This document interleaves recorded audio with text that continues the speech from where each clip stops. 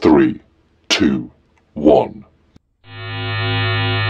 Welcome to the Vintage Vibe.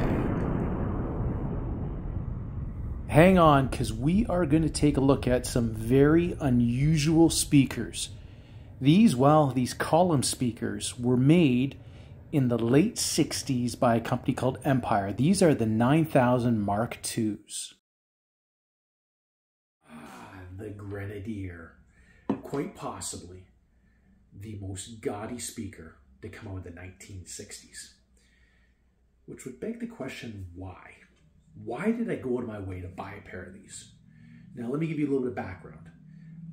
I've been passionate about vintage audio for years. And all through this journey, there would always be an ad, at least one, that would pop up on a local buy-sell mart for a pair of Grenadier. And I would laugh and say, those are hideous. Who would buy those things? And the highlight of the ad for every pair of 9000s was natural marble from Portugal. That's why you bought a pair. Now, in the 1960s, that probably makes sense. Picture this. You've got your lounge, and you need a pair of speakers to recreate stereophonic sound so you can be the talk of the street. And, you know, you need a speaker with a high spousal factor for the lounge. I mean, what better of a speaker than this 90-pound behemoth that looks like a column with a tabletop on top, so you can be talking with your friend Fred and take your drink and casually lean over and place it on top of your speaker. Now, don't forget, you're going to want to have these on handy because these were not inexpensive speakers. So God forbid you stain the natural marble from Portugal. Now, the Grenadier was marketed as being quite possibly the most perfect loudspeaker, with its ability to kind of disperse sound throughout the lounge or the listening area with a divergent style lens. And we'll talk a little bit about that and whether or not these speakers sound as hideous as I think they're going to. But before we do, let's give mkII a little bit of credit, because this is a speaker from, or a company from 1958 that created some great products and some cutting edge products, and were mostly known for turntable cartridges and stylus. Now, they came out with some neat turntables in the 70s as well, or I guess the late 60s this would have been, like the 598 and the 598-2 would have been the later version. And these were just as cutting edge. I mean, you had this optical sensor that, again, as you're talking with Fred, you could lean over and say, hey, Fred, watch this. You place your finger over top of it and the tone arm goes up and down. Now, you would not want to do that too many times. Take that firsthand, because these things are notorious for breaking. But they're cool. And the question is whether or not the 9000s are just as cool. So mkII decided to build turntables and speakers, and eventually sold their company in the mid-70s, and decided to get into batteries, particularly for camcorders. Now, we know how that turned out. So let's talk about the 9000, particularly what to expect if you buy a pair in terms of maintenance. What can you expect to pay for a pair? How do they sound? And whether or not you would want to find space for these in your vintage audio lounge. All that and much, much more on the Vintage Vibe. These were called the Royal Grenadier for a reason. They're beautifully crafted with fine walnut veneers. Look at that solid block of aluminum that's been turned. That's got the tweeter up top, which is a dome tweeter, and that divergent lens mid-range below. Now, talking about those drivers, again, they're placed conveniently for maximum dispersion. There's a 360-degree port along the bottom for the bass. And look at those marble tops gleam. I mean, again, the highlight of these speakers. They're highly functional. As you can see, we can put a full mid-century lamp on top, as well as a plant, because plants and speakers go together just like coffee cups. And, well, some tchotchke, because everyone's got some of that, and some crafts from the kids, and space for a banana. And we can add as well a candle for a late night listening session, and a lava lamp and some artwork. And voila, Michelangelo. And I bet right about now you're saying, hey, I'd love a pair of Grenadiers. Now let's talk about, well, some of the hiccups. Did I say hiccup? What, these are not the world's most perfect speakers? Not quite. I'm going to show you a close-up of just what I had in store for me once I took the leap to buy the Grenadier. Okay, what we've got here is a pair of Empire 9000 Mark II column speakers. And they're upside down right now. So that would be the top where the tweeter in the mid-range is. There would have been a big marble, you can see the marble here, that would go over top of them. We got them in the garage. We're pulling them apart because they're in pretty rough shape, as you can see here. They're going to need some sanding. They're going to need some staining, but that's the least of our worries. The speakers themselves, due to their design, you know, being kind of flipped upside down, if you can imagine it, these woofers would face downwards. And from not being used for years, the woofer actually, this one here, had fully extended outwards. Or downwards in this case. And the surround, which we can kind of see here, which is cloth in nature, this divot or this groove along here was non-existent as the speaker was kind of fully extended. And I wasn't sure if they were damaged. I'm still not 100% sure if they are or not, but I used a heat gun and heated up the surround and gently worked my finger in this groove and then occasionally pushed down on the woofer. And we got them lower back in position. I've tested them and they don't seem to be rattling and they seem to be working. I also tested the tweeter and the mid-range and they seem to be working as well too. And that's kind of critical because, as you can tell just by the unusual design of these, if these were destroyed, you likely wouldn't find replacements and then there'd be no point investing in redoing the surrounds on these woofers. They're 15-inch in nature. Downwards firing, as we mentioned. I'm going to lift this up here and show you underneath.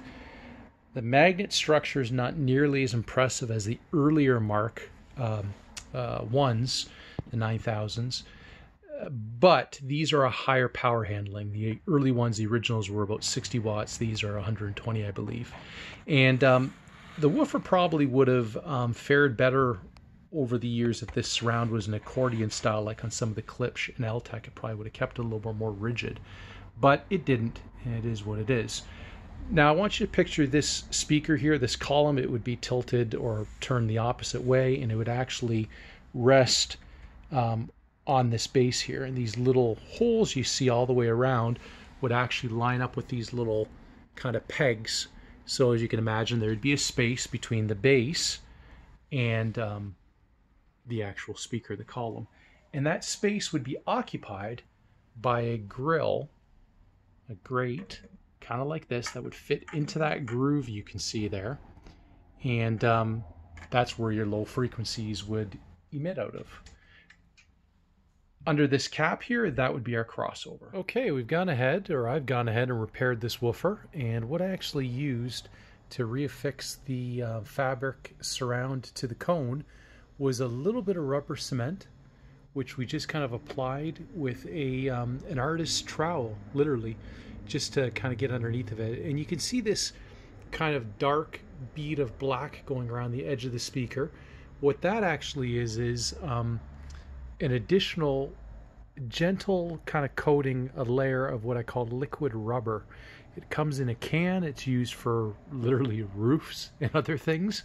But I figured that'll help kind of make sure the edges are sealed, and we've gone ahead and done that around the edges of this woofer as well too. And we're just gently playing them right now, making sure that everything is functioning as it should. And then I'm going to go ahead and start on the staining process of the cabinets.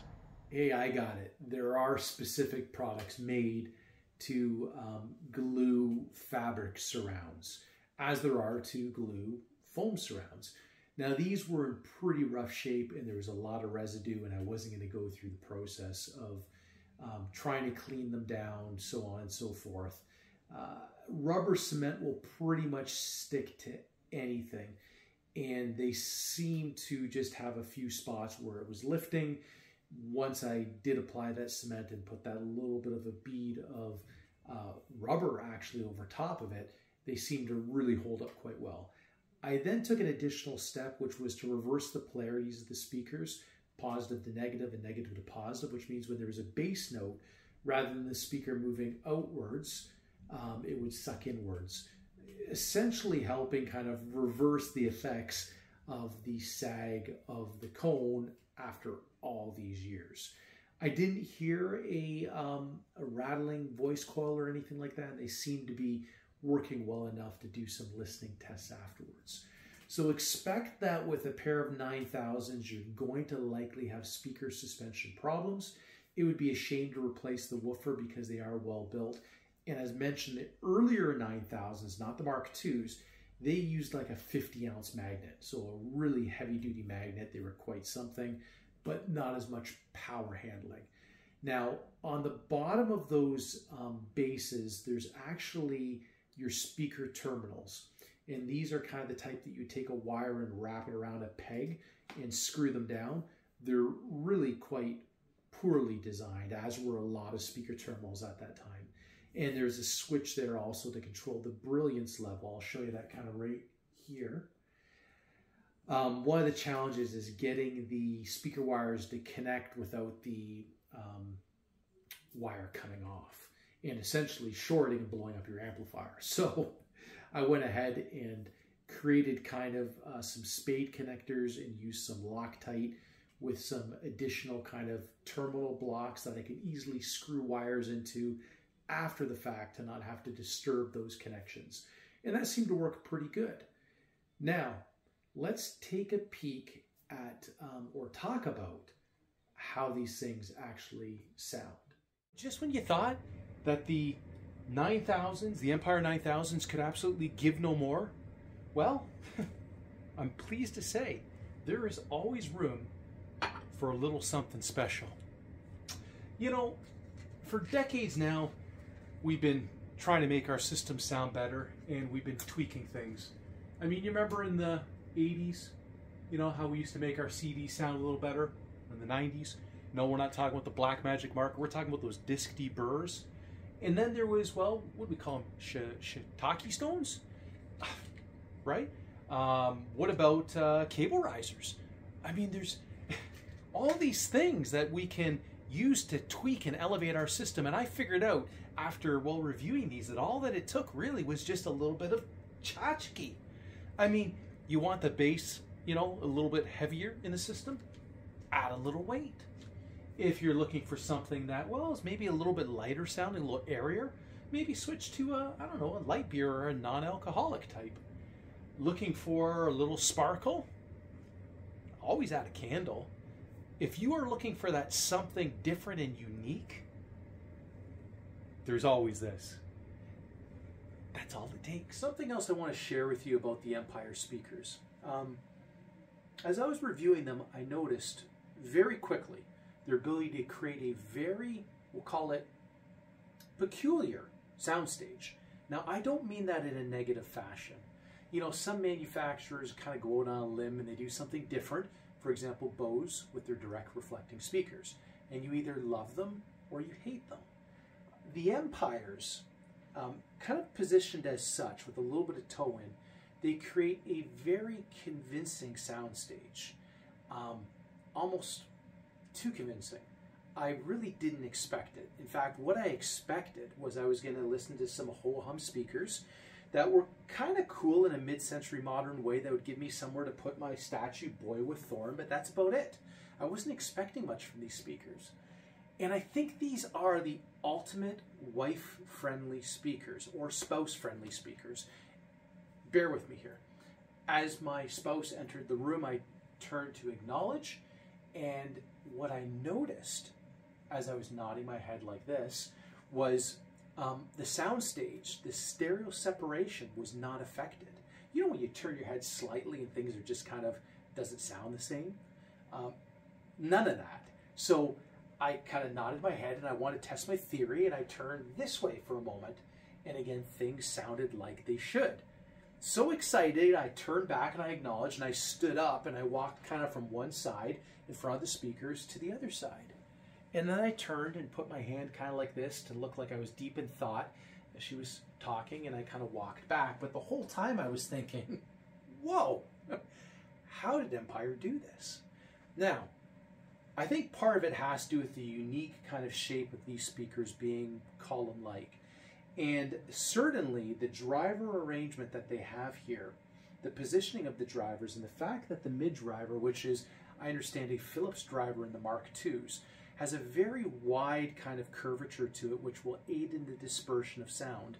Now the bass driver is firing downwards, and there's a grill that kind of goes 360 degrees around it, so the sound kind of comes out 360 degrees. And that's going to be low, mid-range information as well as mid bass and deep bass. And it interacts with the room in such a fashion that you have really the ultimate wife speaker, the ultimate conversation speaker, the ultimate party speaker. I mean, these are just kind of, they were made to just live with. And well, as you can see, I've got space for the stuff I'm not allowed to have upstairs. I will miss the day these speakers go for a whole bunch of reasons.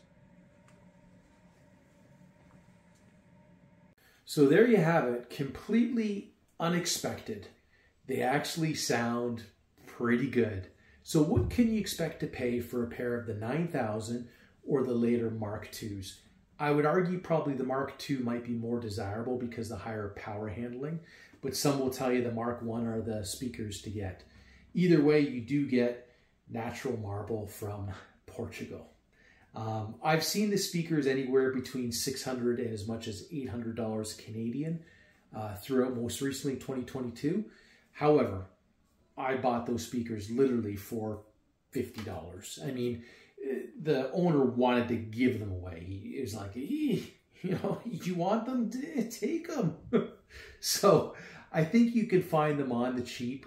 And really, if you probably find a pair anywhere in the $200 to $400 range, which are in good condition, and they really interest you, you're kind of after this video thinking maybe I'd like to try them, I don't think you'd be doing so bad. There seems to always be a buyer out there for the 9000, as awkward as the speakers are. So ultimately, would I find a place for them in my vintage audio lounge? I certainly could find a place for them. Unfortunately, we did say goodbye to those ones, and perhaps we'll acquire another pair in the future. Until next time, don't forget to like and subscribe right here on The Vintage Vibe.